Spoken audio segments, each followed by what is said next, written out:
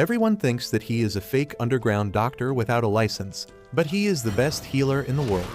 Xenos is a young, talented healer in the kingdom of Herzith, a nation whose history was heavily shaped by healers. The Royal Hospital of Herzith is famous throughout the world for its talented healers who make the world a better place. But Xenos is not like the other healers who are properly trained and have a license. He is a self-trained healer operating in the slums without a license. He lives in a big rundown house along with his elf servant Lily and heals anyone who can pay his fee without any questions. He has another housemate, a MILF ghost named Carmilla, who just floats around the house doing nothing. On one usual day, after treating all the patients who visit him, Xenos goes on a house visit for a patient who can pay him more and Lily starts cooking dinner. Soon after he leaves, a whole multi-species lineup of his simps come to the clinic hoping to spend some time with him. They include the lizard girl Zofia, the dumb furry Linga, and the dark elf muscle mommy Loev. The girls begin competing over the right to see Xenos first and talk how they want him to examine their bodies thoroughly, but Lily angrily interrupts them because she doesn't like anyone thirsting after him. After she is done calming the three girls, Lily invites them to stay over for dinner, saying that they are going to eat together once Xenos returns. However, once she steps out of the room to do laundry, the furry and the muscle mommy can't hold back their urge to taste the delicious stew before dinner. Just one sip of the dish makes them crave for more, and even the lizard girl can't hold back for very long. The three of them finish the stew in record time, but then they realize that they are in serious trouble now. As they wonder how are they going to explain it, Lily returns inside, and she is horrified when she learns that these dumb ate their entire dinner. They start blaming each other for finishing the food, but then Carmilla arrives there, furious because she was really excited about dinner tonight. The three girls are dead scared of her, and they volunteer to help Lily in cooking a second batch. Lily sadly informs them that they don't have any more ingredients, so they decide to bring the best quality ingredients they can find for her. While the girls are busy worrying about dinner, Xenos returns home after finishing his house visit. On the way, he passes by a beast girl named Till holding her stomach tightly to suppress the unbearable pain she is feeling. He stops to examine her symptoms, but just then, the beast girl's master arrives there, asking her where the hell she has been. Till tells him that she went to a doctor for her stomach ache, but since she had no money, they didn't even examine her.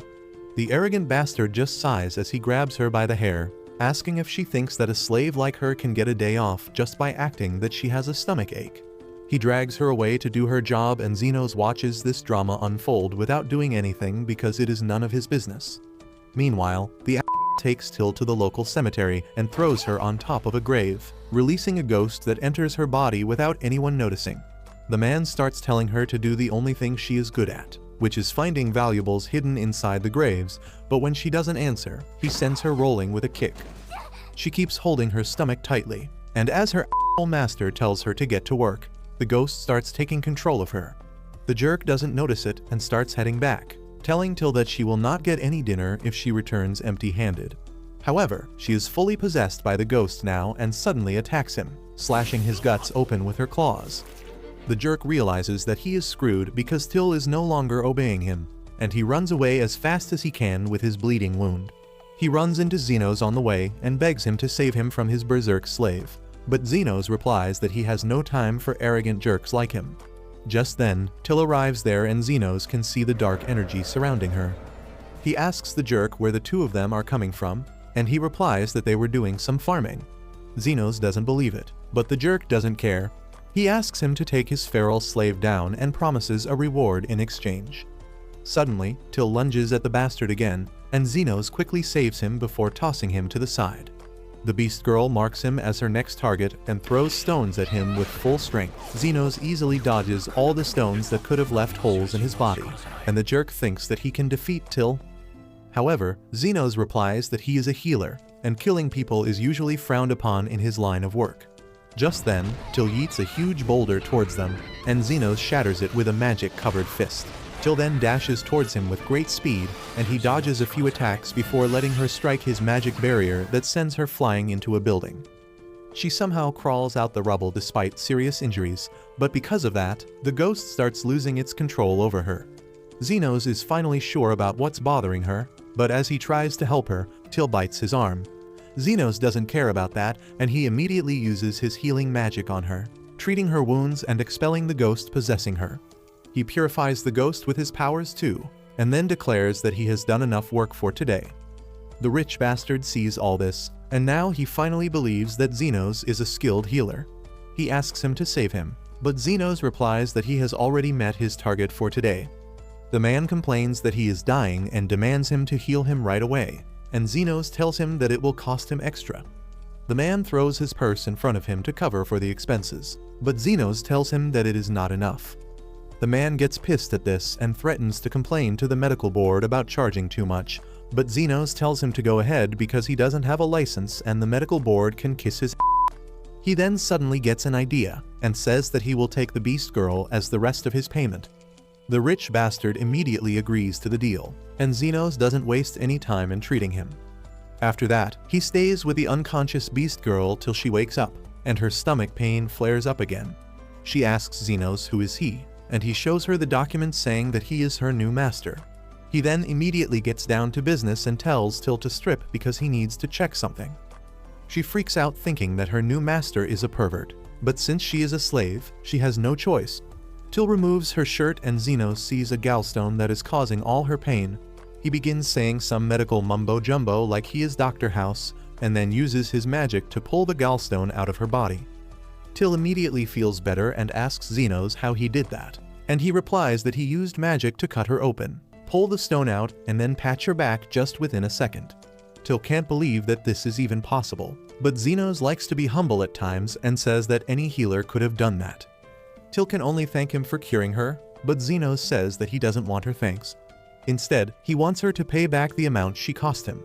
Till is willing to do anything for him, starting with a Gluck 3000, but Xenos is no beta simp, and he tells her to find a special herb for him. Till is disappointed, but she still finds the special herb for him, and Xenos tells her that she has fully repaid her price now. She doesn't understand if he is joking or telling the truth, so Xenos tells her that he would not have found these herbs without her, so she really has paid him back for buying her, and now she is free to go wherever she wants. Till can't believe this, but Xenos tears the slave contract, telling her that she owns her life now. She gets emotional and thanks him for helping her, and Xenos asks her to come to his clinic if she ever needs a healer, but also warns her that his fee is a bit high. With that, he returns home just in time for his three simps to return with the ingredients for their dinner. Xenos remembers the time when he was the member of the revered Golden Phoenix, which became one of the strongest adventure parties in the entire kingdom. One day, the leader of the party named Aston tells Xenos that they don't want a poor slum-dwelling commoner in their party anymore and gives him a gold coin as severance pay. Aston claims that Xenos is good for nothing anyways, and they are much better off without him. Xenos is confused because he is a very strong healer who has been helping the party ever since it was formed. But Aston laughs at this, claiming that he is a poor self-taught idiot who never got an official healer's license, which makes him completely useless. Xenos looks at him and claims that he thought that they were friends, but Aston laughs at his face alongside his friends, mocking Xenos, claiming that he was just a meat shield for them and nothing more. Aston tells him that now that they are the strongest party in the kingdom, they are basically celebrities, and it's not a good look to have a common slum dweller in a party filled with aristocratic nobles.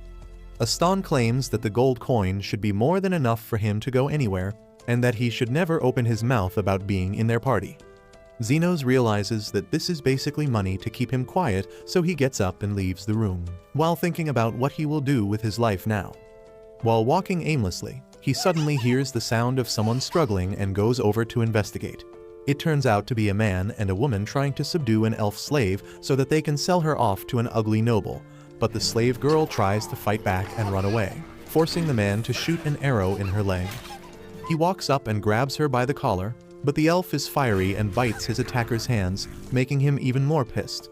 The man then grabs his dagger and stabs her in the stomach, annoying the woman, who calls him a numbskull for ruining their merchandise. Xenos watches them argue over the body of the slave girl in a puddle of blood, and he decides to quickly intervene. He offers them the gold coin in return for the slave girl, and the woman immediately accepts since the girl is as good as dead already. The duo immediately disappear in the darkness while Xenos quickly starts examining her wound. The slave girl thinks that she is already dead, but Xenos is an incredible healer and easily heals her to full health. The slave girl is utterly surprised since she didn't even feel a thing and thanks Xenos for his help. She introduces herself as Lily and immediately gets worried about the gold coin that Zenos paid for her. Zenos realizes this and tells her not to worry about that at all, as it wasn't a big deal. In reality, he wasn't too keen on holding on to the pity money from a jerk like Astan anyways.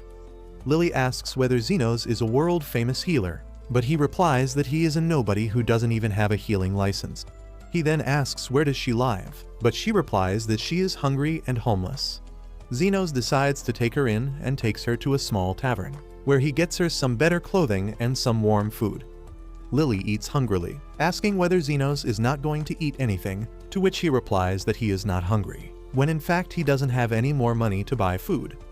Just when he was thinking about how to look for a job, a lizard man enters the tavern, asking for some water. He sits down on a chair with blood dripping from his arm from what seems like a bullet hole. Zenos walks up to him and examines his wound, claiming that there is nothing to worry about as it is basically a scratch.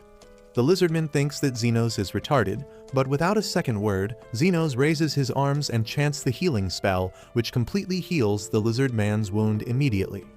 The lizard boy is shocked but happy at the same time and immediately hands Zenos some money before leaving the tavern. Zenos is a little confused because this is the first time he has been paid for healing someone. Lily claims that it seems pretty normal for her as healers charge a fee to heal someone. Zenos decides that he is going to live by this concept from now on and start his own clinic. One problem with that is that since he is from the slums, getting a license for a legal operation would be next to impossible, so he would probably have to be an underground healer who works illegally. Lily seems pretty happy with this decision and promises to help him all her life. Zenos doesn't really want to drag such a young girl in an illegal operation, but since he can't leave Lily like this, he decides to let her be with him for now. He takes her to an abandoned part of the town where most of the houses are destroyed and not a soul can be seen walking around. Lily asks why they are in such a bad place, and Zenos replies that they need to stay a little far away from the town center since they need to stay under the radar. He claims that he is looking for an intact house to call his home, and finally he spots one of the houses that isn't too bad. He starts inspecting the entire house, even though it seems to be in a pretty bad condition. Zenos is simply happy to have a roof above his house since for most of his life, he had to sleep out in the open while he was at his old party. Lily uses her light magic to illuminate the area and Zenos starts checking everything out when suddenly they run into a wraith who is none other than Carmilla herself. Lily hides behind Zenos thinking that this is the end, since wraiths are the strongest undead monsters who are said to have the touch of death.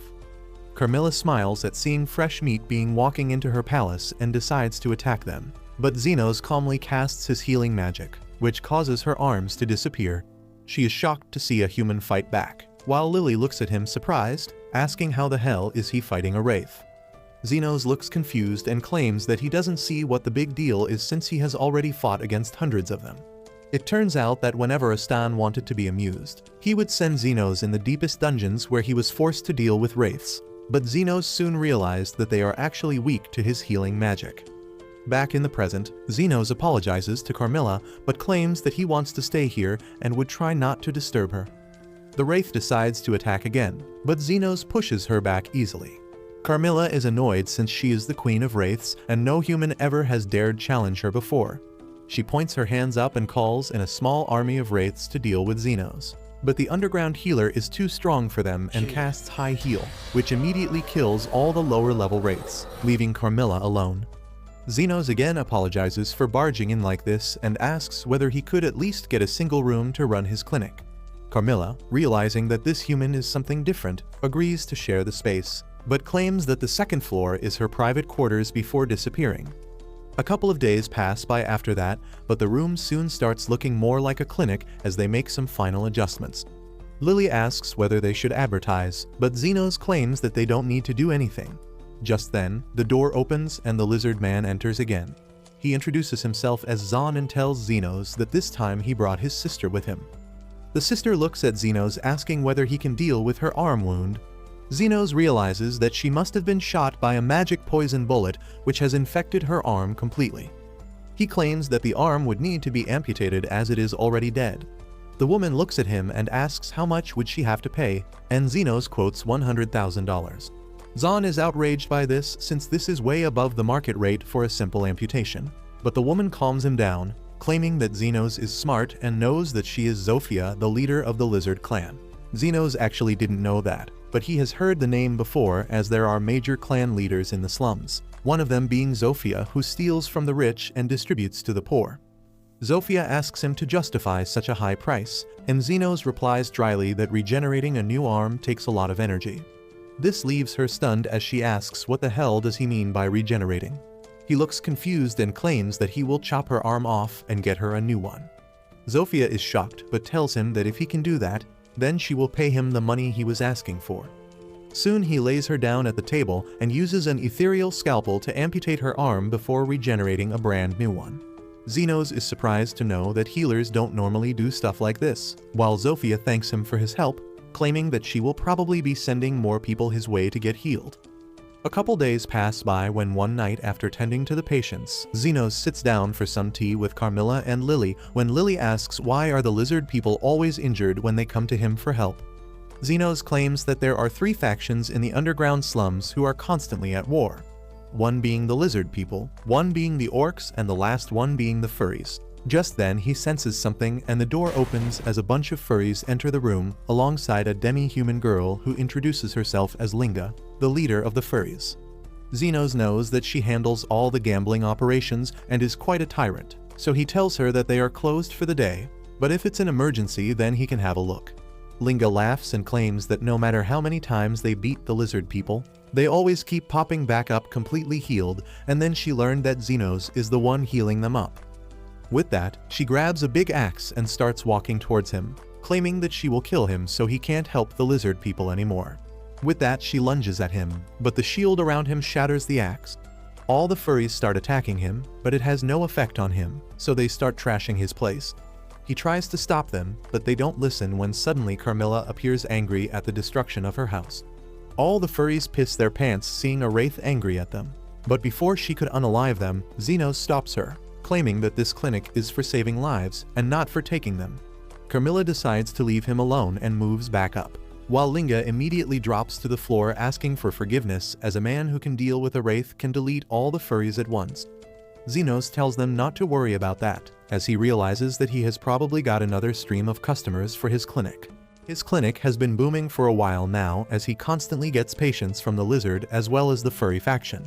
Apart from them, now one of the orcs has also arrived, and he tells Xenos that their leader, the Great Lady Lo, is sick, and he wants him to look at her. Xenos tells him to bring the lady to the clinic, but the orc refuses, claiming that Lady Lo can't even move right now, and the furries and the lizard men are constantly around, bringing gifts and building structures. Lady Lo can't take the risk of coming to a place surrounded by so many enemies. Xenos breathes an exhausted sigh and decides to follow the orc to their den. He walks through dark caves before arriving at an opening where he finds a beautiful muscle mommy sitting on a throne, surrounded by a bunch of orcs. He introduces herself, but Lo claims that she already knows who he is, since both the lizard people and the furries can't stop raving about how much of a sigma the new underground healer is. Xenos feels annoyed by this, since he doesn't want much publicity for his clinic, as it might lead to trouble with the authorities since he doesn't have any license. He asks what her problem is, and she instead challenges him to find the problem himself. Xenos calmly walks up to her and scans her entire body for any external injury, but finds none. After that, he decides to check her for any internal injuries, and soon realizes that there is a lump inside her stomach, which is not a baby, but a monostone. He looks at her and asks about it, when she tells him that it's an explosive stone that she ended up swallowing. Xenos asks whether someone tried to poison her, but she claims that it's nothing like that, and she just accidentally swallowed it while eating rice balls. Xenos turns around and tells her to give it some time as she will soon herself, but Lo stops him, claiming that she accidentally ended up chewing it a bit, which is making the stone very volatile, and if she moves even a little, it might explode. The orcs immediately surround her, claiming that they will die with her but not leave her side. Xenos doesn't really care for this melodrama and wants to leave, but Lo claims that she has a huge amount of treasure hidden inside one of the chests and she wants him to have it. He is a little confused by this and thinks that she is joking, but Lo immediately throws him a golden key, telling him that he can open the treasure with that. Xenos asks why is she doing that, and Lo claims that she has heard that Xenos always asks for a fair price, but for children he doesn't take a single penny. Lo really liked that about him and wants him to continue the good work that he has been doing. Zeno sighs and decides to finally deal with the issue as he turns back and walks up to her, taking out his magical scalpel and slices her stomach open. The orcs are horrified and try to attack him, but before they could even surround him, he takes out the mana stone and heals her stomach back up. She is shocked by this as she has never seen this happen before, but immediately warns Xenos that she should throw it away before it explodes. Xenos, however, doesn't even flinch and grabs the stone in between his fists when it explodes violently. After the dust settles, Lo is utterly bamboozled to see that there isn't even a scratch on Xenos, who dusts himself off before throwing the key back at Lo and leaving. Lo stops him and asks why did he heal her when he could have simply had all the money for himself. But Xenos claims that he takes a fair price, and what she was giving him was too much for a simple operation. After that day, the leaders of all the three factions start regularly visiting him, even when they had no reason to. Xenos just chalks it up to them being completely jobless, but Lily suspects them of liking Xenos, which is confirmed by Carmilla, who claims that all three of the leaders are totally lovesick for him and will soon wage war over each other for him. Xenos ignores it, claiming that he is just an unremarkable healer and nothing else. But Carmilla's word turn out to be true when one day, all three of the faction leaders visit him one by one, bringing gifts and food, while claiming that they are going to wage a war the next day. The next morning, all three of the factions meet at the battlefield with their men, chatting with each other as they get ready to finally decide who is the undisputed king of the underworld. Before the fight could start though, Xenos and Lily arrive in the stadium, but instead of stopping the fight, the underground doctor tells them to get it all out of their system once and for all. With that affirmation, Zofia tries to draw first blood by taking out her daggers and attacking Linga, but the furry is fast and manages to dodge the attack.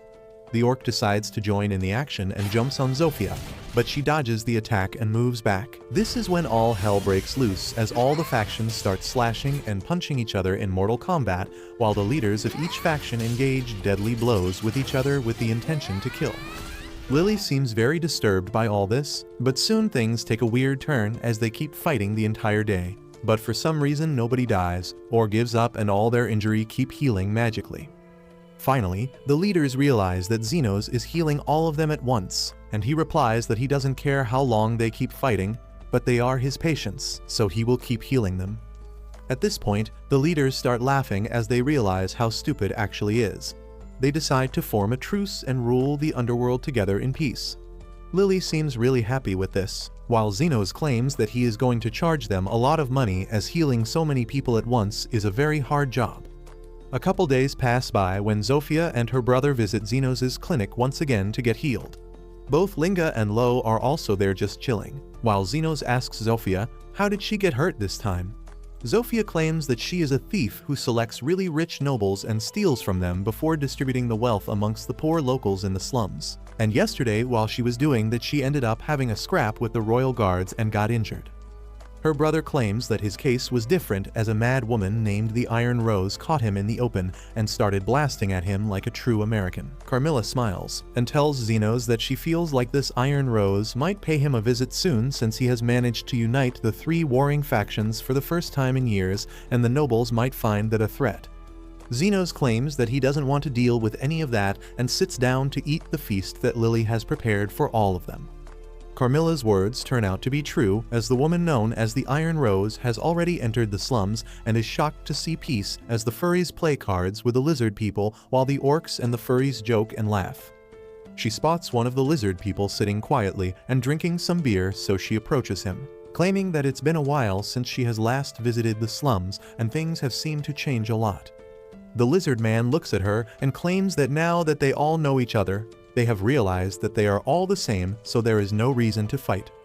The woman asks him who the mediator was that stopped the war, but the lizard man claims that the mediator likes keeping a low profile, so he wouldn't say the name.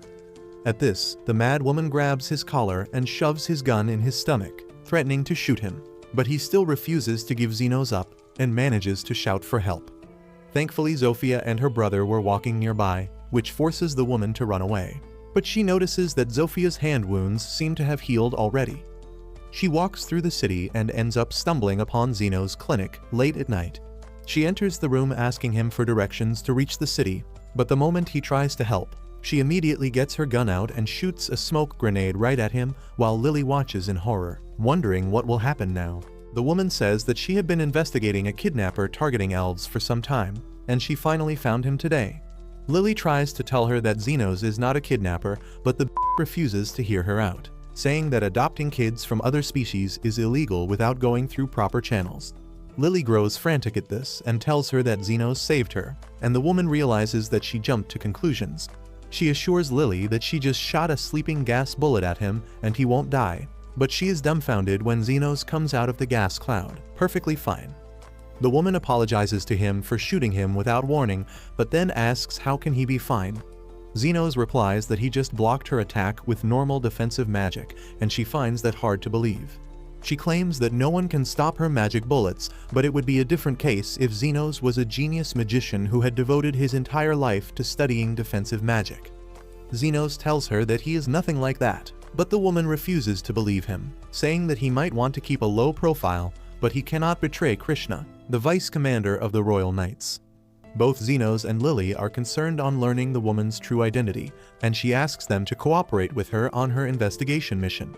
Xenos immediately sends a signal to the three leaders to stay away from his house, hoping that they are smart enough to follow it. He then sits down to have a chat with Krishna, who tells him that it is the duty of all citizens to cooperate with Royal Knights, and she wants his help in arresting the person who ended the decades-long hostility between the three demi-human species. Xenos freaks out on realizing that the crazy woman is here to arrest him, but Krishna continues her rant, saying that anyone who can control the three demi-human tribes must be really strong, and she cannot let someone like that roam free because they can become a threat to the order of the city. She explains that she tried to shake the slum dwellers about his identity, and that makes her even certain that the man behind the shadows is an evil mastermind who excels at controlling people. Xenos nervously tries convincing her that the person she is looking for might just want to keep a low profile, but Krish refuses to believe him and says that a person who can unite the three tribes can soon become a threat to the entire country. Xenos then suggests that since it is already too late at night, she should return home. He offers to show her the way to the city, but as she is getting ready to leave, Krish spots an empty bed in a corner. Xenos tells her that he was just about to throw that bed away because it is not used anymore, and she immediately tells him that she is going to use it from now on. Xenos is confused, so Krish tells him that she needs to have a base of operations near the slums so that she can find her target, and that is why she is going to stay here for the time being. She tells Xenos that he doesn't need to worry about anything because she will pay rent, and Carmilla comes down to tease him about yet another dangerous woman who barged into his life. Krish uses her authority to force Xenos to let her stay at his place, but this makes Lily quite jealous. To show Krish that she is the #1 girl of Xenos, Lily climbs on his lap and makes him pat her hair. Seeing this, Carmilla comes down in her invisible form again and teases Xenos by whispering in his ear, which freaks him out. After that, Lily keeps trying to show off how close she is to Xenos, but unfortunately Krish is too busy blowing on her tea to pay her any mind. Lily ultimately falls asleep soon, and after tucking her in bed, Xenos returns to talk with Krish. She asks him about the details of the incident where he rescued Lily from the kidnappers, but he doesn't remember much about it. Krish thinks about that for some time and then comes to her main mission of finding the mediator. She still believes that Xenos is a genius mage who has mastered defensive magic, and she wants to know if there was someone like him who devoted his life to healing magic. Would he be able to regenerate arms? Xenos asks her if that is not normal for decent healers, but Krish doesn't hear him over the sound of her own voice. She says that only a saint of very high-level healers can regenerate lost limbs, and Xenos asks her what does it matter. She tells him that she severely injured Zofia's arm in a fight earlier, but when she came to the slums yesterday, her arm was completely fine. Krish says that if it is the work of a high-level healer living in the slums, he should have considerable authority here, and he might be the mediator she is looking for. Xenos asks her what makes her so aggressive and passionate about the slums, and Krish tells him that her mother, a kind woman who came to the slums to feed the poor every day, was killed in the slums by someone who tried to steal her wedding ring. She swore that she would become a hero who would bring justice to such criminals who live in the slums, and worked hard to become the youngest vice commander of the Knights. The next day, Krish leaves to investigate the slums again, telling Xenos that she will be back by night, and in the meantime, Zofia pays him a visit. As he is treating her, Zenos keeps thinking about Krish's story, but Carmilla tells him that it is nothing unusual and he shouldn't be so bothered by it. Just as Zenos finishes healing Zofia, Krish returns home and the two women immediately get into a standoff. Lily tries to intervene, saying that Zofia also got lost and ended up here, but Krish refuses to believe that. She asks Zofia about the mediator who healed her, claiming that he is an evil man who is uniting the people of the slums to lead a rebellion. Zofia scoffs at her, saying that evil people are found in every section of the society, but Krish is a classist who only finds fault with slum dwellers. She tells her that the person behind the kidnapping ring she is investigating is a high-ranked noble, but the royal knights haven't even tried to investigate him despite things being so clear. Krish refuses to believe her, but Zofia calls her sense of justice fake and says that the mediator is much better person than her who doesn't care about hierarchy or politics and just saves the people who need his help.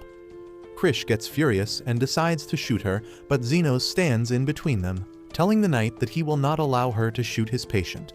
Krish asks him what the hell is he talking about, and Zenos decides to come clean with her. He tells her that he is the healer and the mediator she is searching for, but she doesn't believe him. She claims that he is an expert in defensive magic and he can't have mastered healing magic at the same time, so he is just lying to her.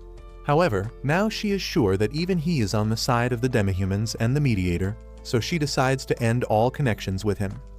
She tells him that she will find another place to stay and work in the slums because she cannot let her image of a perfect knight be tainted by staying with him. She leaves the clinic with that and goes in the opposite direction of the slums. Zenos thinks that she got lost on a one-way street, but instead, Krish goes straight to the house of the noble named Calendar, whom Zofia accused of being the leader of the kidnapping ring. Krish tells Calendar that recently crime has been increasing in this region and she is here to do a surprise check on his mansion's security. Calendar gladly allows her to check his home's security and Krish finds nothing unusual, which makes her think that Zofia was just talking out of her earlier. However, just as she is about to go back, Krish realizes something strange about the distribution of the security guards. She figures out that there are too many guards at Calendar's place, and most of them are stationed near the rear gate. She decides to investigate it further and finds an underground prison full of kidnapping victims.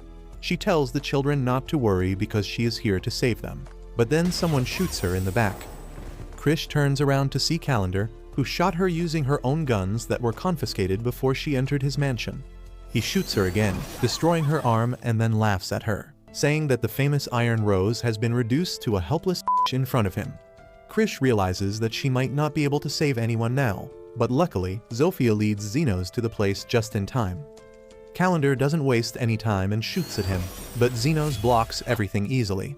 This freaks the fat bastard out and he trips on thin air while trying to draw the second gun. Zenos picks it up and points it at him, and Calendar begs for mercy, telling Zenos that he should be grateful that a noble is apologizing to him. Zenos just sighs and shoots the unrecyclable piece of trash, not killing him but knocking him out for a long time. He then turns to Krish, who has accepted that death is coming for her. She asks Zenos to tell the royal knights what happened here, but he asks her to shut up because he needs to concentrate to grow back her arm. Once she is fully healed, Krish finally understands that Zenos is a healer and the mediator she was looking for. She begins considering him a true hero and says that she could never do anything to match up to him. However, Zenos tells her that she is the hero to the kids here because she was the first one to take action to save them. Krish is moved to tears on hearing this, and soon, she calls the soldiers to help her rescue the kids. Zenos tells Zofia that they should head back before someone approaches them, but Krish runs after them immediately, asking Zenos why he saved her. He coldly tells her that she hasn't paid the rent for staying over at his place for one night, and he is going to send her the invoice for that along with today's healing bills. A few days later, Zenos goes grocery shopping with Lily, but as he passes through some familiar streets, the memories of his childhood return to him. He used to be a lonely orphan in the slums until one day, an adventurer named Astan came there looking to hire him. He didn't even care what Zenos could do because he just wanted someone to run errands for him and act as his slave. Zenos told Astan that he knew some healing magic, but he just laughed at that because there was no way a poor orphan from the slums could afford that type of education. Nevertheless, he accepted Zenos into his party and they started doing adventurous stuff together. When Astan fought monsters, Xenos stayed behind him and healed his injuries so quickly that Astan felt like he was untouchable. He felt it was all because of his own skills and Xenos was just standing behind him uselessly, so he fired him. In the present, Astan leads his party Golden Phoenix into a den of monsters because a powerful noble has commissioned them to get some monster fur. Everyone is quite chill and a couple guys are even hungover because they are being treated like celebrities no matter where they go. They find the flame foxes as soon as they enter the cave, and Astan orders one guy to cast a defensive spell on him before he charges ahead at the monsters carelessly. The monster bites his hand, leaving it with severe burns, and Astan freaks out because he is not used to pain. In the meantime, other members of his party get attacked by the foxes, and Astan feels like he is surrounded by incompetent fools. He turns to the guy in charge of defensive magic, who can't focus his mana properly because of his hangover. Astan orders everyone to retreat, and once they exit the cave, they start blaming each other for the failure. The defense guy suggests that maybe Xenos was using healing magic on them all this time. Astan refuses to believe that because he never noticed it, but he decides to hire another healer who has the proper qualifications. A couple weeks later, Astan and his party return to the cave with a healer named Human. Unfortunately, the monsters are ready for him this time, and they immediately launch a surprise attack on his party. Astan blocks the monsters' attacks, but the wizard of his party gets hit by a fireball that burns through the defensive magic and injures him. Human immediately starts healing him, but she realizes that he needs to be admitted to a hospital. Meanwhile, Astan struggles to hit the monsters and feels exhausted quickly, and it doesn't make sense to him at all. Human tells him that they need to retreat because the wizard is going to die if they waste any more time, and Astan reluctantly gives the order. Once they are outside the cave, he lashes out at the defense guy for not doing his job properly, but Human tells him that it is not his fault.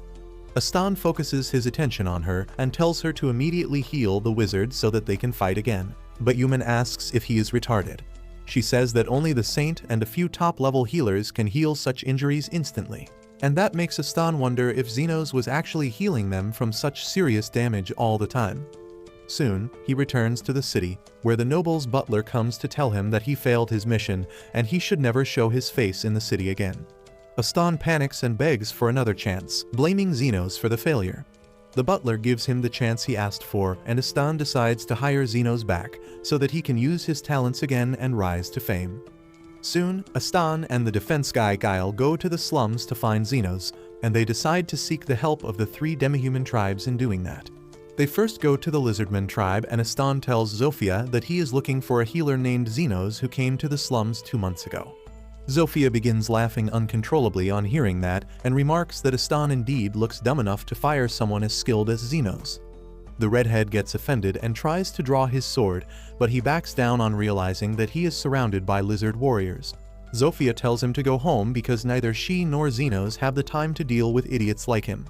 Astan gets furious at this, but a cold gaze from Zofia makes him realize the power difference between them, and he immediately backs out. He then goes to the Beastman tribe, and Linga also mocks him for being the idiot who fired Xenos.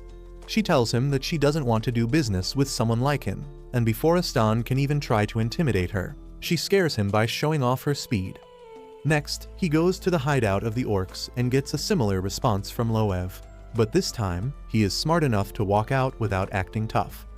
Once outside, Astan throws a tantrum because he doesn't believe Xenos can have this type of sway in the slums. Suddenly, Guile notices Xenos walking down the street with Lily, and the two of them go to confront him. Astan acts tough, telling Xenos that it must be luck that he survived on his own for 2 months. Xenos replies that he doesn't have time to chat with him and goes on his way, but that frustrates Astan, who yells that he came here to let him rejoin the party. Xenos coldly refuses, telling Astan that no one will accept a job with no pay and horrible working conditions. The redhead feels insulted and tells him that he should be grateful that he gets to be a part of such a famous party. Xenos sighs and says that he will help his party out if they are so desperate, but this time, he is going to charge a fair amount for healing and casting defensive spells. Astan is taken aback by this and tells Xenos that he shouldn't make such demands because he doesn't have anywhere else to go. Just then, some people from the slums come there and start chatting happily with Xenos. He gets surrounded by people soon, and Astan gets confused about what is happening. Once everyone leaves, Xenos decides to go back home and Astan begins yelling at him. reminding him that he was the one who picked him up from the streets. Xenos has had enough of his bullshit, so he simply tells him that it is too late. He begins walking away with that, and the pissed Astan decides to attack him. However, before he can even reach Xenos, he gets hit by a bullet and thrown to the side of the road. Krish calls him stupid for trying to assault someone in front of the vice commander of the Royal Guards, and Xenos gets surprised to see her here. He asks what is she doing in this part of the slum, and Krish replies that she was looking for him and got lost, but it all worked out in the end. While they chat, Astan gets even more perplexed because Xenos has a good connection with not only the leaders of the slums but also the Royal Guard. As he gets up, Krish tells him that he is under arrest for attempted assault. Astan immediately blames it on Guile and runs away, determined to teach Xenos a lesson for ignoring him later. A few days after that, everyone assembles at Xenos' place, and they begin discussing how Astan and his lackey approached them all. The three bosses tell Xenos that they put their spies after them in case they created any trouble, but surprisingly, they vanished without a trace. Lily is relieved, thinking that they gave up on chasing Xenos, but just then Carmilla appears behind her and says that they might have gone to the Underground Guild, which handles all sorts of illegal requests for the right price. Lily gets scared on hearing this, but Xenos tells her that the Underground Guild charges a large amount of money, and Carmilla adds that if Astan was so desperate about getting him back, it means that he is going through a rough patch and money is tight. Lily finally gets relieved on hearing this, but then Zofia tells her about a strange mercenary who has been said to accept any job, even without a pay, if some conditions are met. Later that night, Lily finds Xenos awake, so she prepares some tea for him and pats his head to help him relax. She falls asleep quickly after that, and once Xenos tucks her in, he finds Carmilla waiting for him outside. She encourages him to talk freely about his party, and Xenos tells her that he should have punched Astan in the face when he saw him. She then starts asking how did he get so good at healing magic, and Xenos tells her that he tried reviving a dead person when he was a child, but got badly beaten by his master because of it. Carmilla is shocked to hear that because reanimation is a taboo, and then she begins telling him how there used to be artificial life forms 300 years ago when she was still alive. She tells him all about the fearsome golems that were used by the demon army in the war against humans, and once the story is over, Xenos decides to go to bed. Suddenly, the ground shakes and Carmilla takes to the sky to see what is happening in the slums. She finds some parts of the slum on fire with a giant golem rampaging through it, and she freaks out, thinking that she jinxed the slum by mentioning golems. The giant golem ravages through the slums, destroying everything in its path as the people run away for their lives. Xenos comes there to see the golem up close, and Carmilla also comes with him. She says that it is really suspicious that an ancient weapon like this is out on the streets of a slum, and they wonder how it got here. Just then, the three gang leaders arrive there, and Xenos is glad to see that they are fine. The girls tell him that they are not hurt, but their subordinates were badly injured because of the monster's attack. They ask Xenos about the giant monster because they have never seen anything like that before, and he tells them that it is an artificial life form created using magic technology that was thought to be extinct. Loev says that one of her orcs reported that the golem came from deep within the slums, and Xenos wonders if the Underground Guild is behind it. He decides that healing the injured people comes first, and tells the three girls to gather all the wounded people in one place. He swears that whoever did this will pay the price for this, but the man who sent the golem is watching its performance from a distance. The assassin called Guide is the one behind the attack.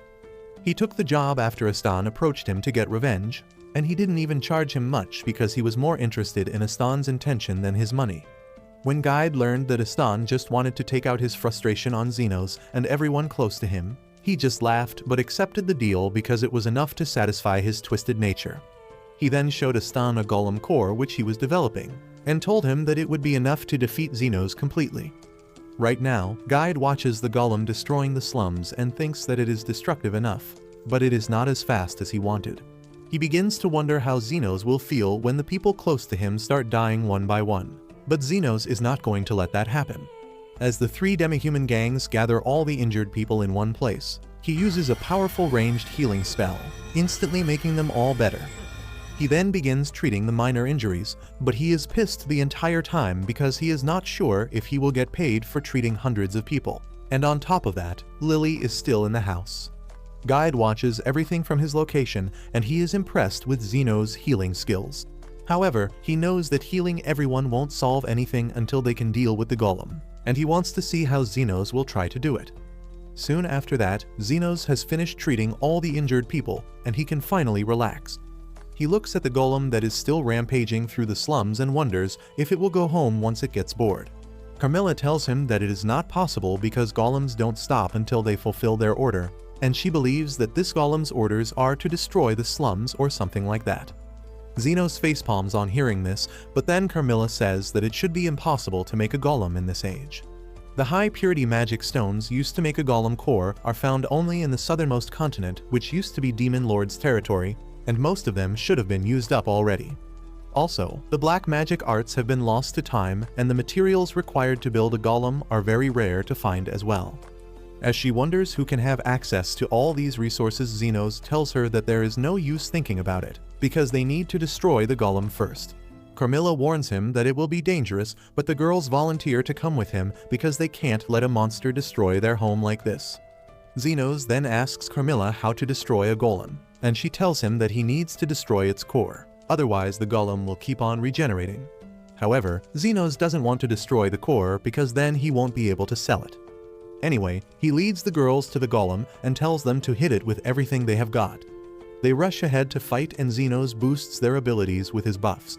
The girls find their strength and speed have greatly increased, and just one hit is enough to crack the golem's leg and make it fall on the ground. However, it instantly repairs the damage and then hits Linga away. Luckily, Xenos is there to cover for her, and he heals her injuries in real time, making her feel like she didn't even take any damage. It is not so easy for Xenos because he has not had actual combat in months, but he starts to get back in his groove as the fight goes on. He tries to stay at a minimum distance from the girls, otherwise his magic won't be effective on them, and then he keeps switching between the defensive and healing spells according to the need of the moment. Meanwhile, the girls keep damaging the golem, and Xenos notices that it takes some time to regenerate. He orders the girls to break both its legs, and they do that, making the golem topple over.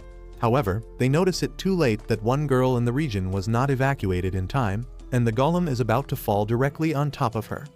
Xenos panics because he can't see the girl clearly enough to cast defensive magic on her, and he rushes ahead, hoping to protect her in time. He can't reach her before the golem falls, but surprisingly, the golem itself makes an effort to protect the girl. Xenos is confused by this, but he starts scanning the golem as the girl runs away. He soon finishes scanning, and just then Carmilla comes there. She says that the golem is behaving strangely, and Xenos tells her that the golem is not completely artificial. He says that the golem's core is in the left half of its chest, and it is not just a magic stone but a stone himself. Guide sees all this from the distance and smirks to himself as he sees Xenos figuring out his trick. He only had imperfect magic stones to work with, and the best way to make golem cores out of them was to combine them with a human. However, golems made this way are quite hard to control, but Guide thought that since Astan was an idiot overflowing with negative emotions, it won't be much difficult to control him. He made the redhead believe that the magic stone was necessary for his revenge and fused him with it to create the golem's core, and now he wants to see if Xenos can kill an old friend to save the slums. However, Xenos plans to settle the fight with Astan personally.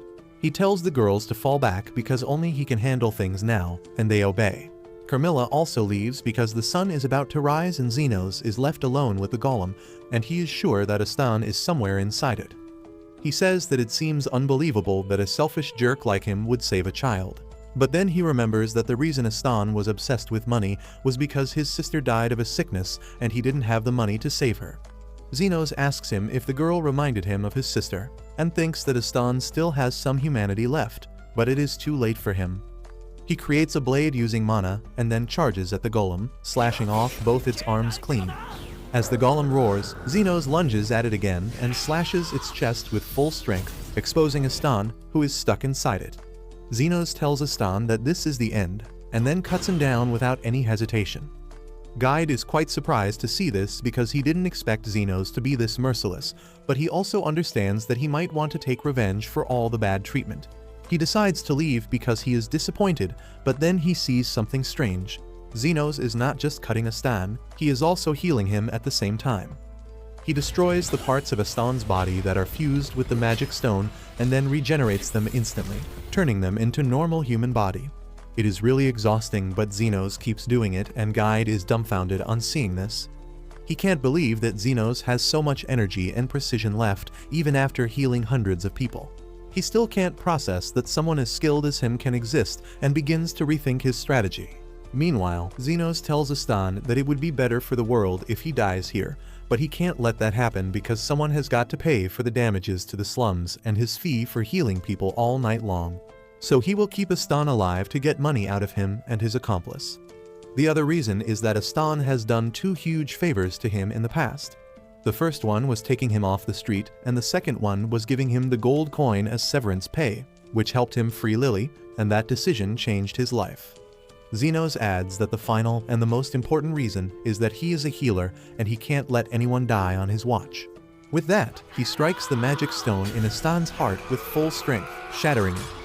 Soon, Astan is completely freed from the magic stone, and as he is on his knees, he admits that Xenos is so outstanding that it makes him want to throw up. He saw him backing up the demi-human girls earlier, and now he realizes that he was doing the same thing to their party as well. He falls to the ground, begging Xenos for forgiveness even though he doesn't deserve it. Xenos tells him to get up and Astan says that he will not get up till he is forgiven, but Xenos tells him to hurry up because he needs to punch him in the face. Astan is dumbfounded, but then Xenos uses the last bit of his mana to increase the impact of his punch by 10 times. He begins walking backwards, but Xenos smiles creepily, saying that another reason he didn't let him die earlier is because he couldn't punch him in the face then. With that, he punches Astan as hard as he can and sends him flying. Astan comes to his sense a few minutes later and finds Krish standing next to him. He asks her where is Xenos, and she replies that she met him on the way and he told her all the details. She says that it is a miracle that no one was hurt in this incident, and Astan is going to owe Xenos for the rest of his life. She then proceeds to arrest him for a long list of crimes and adds public indecency to that. Astan realizes only then that he is sitting in his birthday suit. Krish gives him a message from Xenos, who took his sword so that he could sell it to pay for the losses, and Astan realizes that now he truly has nothing left, not even his clothes. However, Xenos has left him a parting gift, and it is a single gold coin, just like his severance pay. Krish says that Xenos never wants to see him again, and Astan begins crying like a child on hearing that. Meanwhile, Xenos drags his feet as he walks home, but he meets the demi-human girls on the way, and they support him even when he tells them that he is fine. Soon, they reach his house and Lily immediately pours a cup of tea for Xenos to welcome him back, because she was sure that he would return home unharmed. A couple days later, Krish visits Xenos to tell him about the investigation of the golem incident. She says that they haven't found any solid evidence, but they believe that the person behind the golem was the one named Guide. Xenos swears that he will find Guide one day and collect all the money he owes him with interest, but Krish says it is going to be hard. Guide left behind no trace, and the building where he met Astan was wiped clean and abandoned before the knights found it. Zofia says that she also did some digging in the matter and found that the Guide had only recently joined the underground guild and he tends to do things alone. Linga has heard similar stories too, and Loev says that it is normal practice in the underground guild to not poke one's nose in other people's businesses. She believes that they can't find much even if they question people at the guild. Krish says that they have placed Guide on the wanted list and the knights are hot on his trail, but seeing how he has erased his presence so well, they might not be able to find anything. However, the three girl bosses think that the Guide will come out of hiding soon and he will be a pain to deal with then. Krish tells them to stop guessing things randomly because it is not how things work, and they call her a hypocrite because she is just guessing as well. Krish says that she has got the necessary experience and information to speculate a theory, which is different than guessing. Xenos tells the girls that it is good they are arguing like civil people, but he tells them to at least face each other when they talk because it is getting uncomfortable to him. Krish says that she is a respected royal knight and can't share a table with 3 gang leaders, and the demi-human girls tell her that they don't want her either. Xenos is in no mood to put up with their nonsense, so he just pushes them out of the clinic because he wants to rest today. He then sits down to relax by reading some books, and Lily approaches him with concern. She says that he has been looking really tired ever since the golem attack, and she thought of something that can make him feel better. She says that the two of them should go to a hot spring together. But just as she is about to say it, Zofia barges in, startling Lily. Zofia says that she has a nice idea for Xenos, saying that since the golem incident is still heavily weighing on his mind, they should head out to a hot spring. Xenos seems to like the idea, but Lily gets mad at this because she is not going to get any credit for this idea anymore. Zofia leaves with that, and just then, Linga comes there, looking for something. She also starts with the same story about the golem attack being tough on everyone, and then suggests that they should go to the hot springs. Xenos tells her that it is a good idea, but before he can tell her that he already made the deal with Zofia, Linga leaves his house, saying that he is coming with her now because he has promised. Lily is even more upset now, and just then Loev also comes there. This time Xenos aggressively asks her if she is also here to invite him to the hot springs, and she starts blushing, asking how did he know that. She says that they must be soulmates to think the same thing, but Xenos tells her that her true soulmates are Linga and Zofia because they had the same idea. Soon, Krish also drops by and Xenos knows that she wants to go to the hot springs too, and in his frustration, he tells her that it is a nice idea. Lily is really hurt after all this, and as she sulks silently, Xenos wonders why the girls are obsessed with the hot springs. Anyway, he asks Lily what she was saying earlier, and she yells that it was nothing important. Just then, Carmilla also arrives there, teasing Lily that she got beat by all her rivals. She then tells Xenos that she has not been to hot springs in years, so she will join them too. Soon after that, Xenos goes to hot springs to soak in warm water and relieve his body of some exhaustion. He thinks that his original plan of being an underground healer to live a quiet and peaceful life is far from his reach now because things have already gotten out of hand. However, he likes moments like this when he can relax in private, but little does he know that the moment is not going to last too long. The door to the bath suddenly opens and Zofia walks inside. Xenos panics, telling her that it is the men's bath, and she tells him that she put a sign outside that says that the bath is being cleaned so no one will join them. She enters the water, telling Xenos that she wants to be even more aggressive in rizzing him up, but she knows it is not the best idea. She starts telling him how she has been changed after meeting him and keeps moving closer while trying to distract him with the conversation. However, Xenos notices that and Zofia decides to be aggressive after all. As she wrestles with Xenos to get closer to him, Linga also arrives there and she leaps at Xenos, saying that she is feeling really dizzy. However, Zofia is the one to catch her, and the two of them start fighting.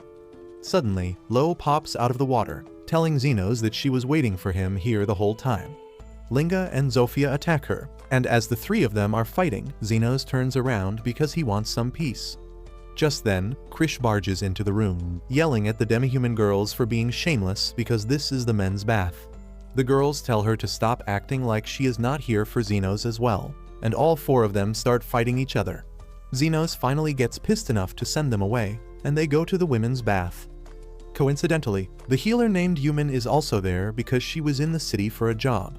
She is surprised to see the girls of different species hanging out together, and then she learns that their group also contains an elf and a wraith. Yumin tries to exorcise Carmilla the moment she sees her, but Carmilla just passes through the wall and enters the men's bath to harass Xenos instead. Soon after that, all of them gather for dinner, but despite wanting to sit with everyone, Krish loses to her pride and sits on a separate table. Later, Xenos puts Lily to sleep and goes to have some drinks with Carmilla. He still looks tired, so she asks him if the dinner was not enjoyable, and he replies that it was good at first, but then the girls started a drinking competition where the winner would get to sit on his lap. In the end, all of them passed out and Xenos had to take them to their rooms. Carmilla laughs, telling him to enjoy these silly times while they last because he is soon going to be dragged into complicated matters. Xenos tells her to stop jinxing him and then asks her how she got here in the first place because she is allergic to the sun. Carmilla explains that she can possess things she is attached to, and during the day, she possessed an old staff that Lily carried here. Xenos asks her if the staff belonged to her when she was alive. He wants to know what exactly she was doing when she was alive, but as always, she refuses to talk about her past and pours him some drinks instead. The next morning, everyone is woken up by an explosion in the kitchen, and Yumin is the first one to respond. She goes to the kitchen where she finds the owner lying on the ground with severe burns on his body because the fire stones exploded. She immediately starts giving him first aid, telling the owner's wife that he will need to be taken to a hospital to get proper treatment, and even then, he might not be able to use his hand again. Just then, Xenos comes there and Human asks his help in carrying him to the nearest hospital where they have some advanced healing circles. Xenos has never heard of things like that before and he is curious about them. But he says that the man doesn't need to be taken to a hospital for injuries like this. He walks away, saying that his ride is already here. But before going, he heals the man for free because he enjoyed the food he cooked. Human is really disappointed, thinking that Xenos abandoned an injured man. But then suddenly, the inn owner gets up, asking what happened to him. He is completely fine and Human loses her mind on realizing that Xenos must be one of the topmost elite healers to treat such a serious injury instantly. So once she returns to the royal hospital, Human tells her boss everything about the incident. Her boss says that the country will definitely like to put Xenos on a payroll if he is so skilled, but he thinks that they don't have enough information to find him. He says that since Xenos healed a person and then left without asking for money, he must be a good guy and they can leave him alone. However, as Human says that he was wearing a black overcoat, her boss suddenly gets curious and decides to search for Xenos personally. Human asks him what made him change his mind, and he replies that he wants to meet another elite healer like him. A couple days later, Zophia's brother comes to Xenos, carrying an unconscious man with him, who turns out to be Human's boss. The lizardman tells Xenos that he found the guy unconscious in the slums after coughing a lot of blood, and he immediately brought him here. Xenos lays the man on the table and begins scanning his body for potential diseases. Suddenly, he figures out that the man's lungs are a mess because he has a disease called the red lung. He tells Lily and the lizard guy to stay away because their patient has a disease that is more deadly than Ebola and more contagious than COVID. However, he immediately doubts his diagnosis because the red lung disease was wiped out a few years ago because of a cure.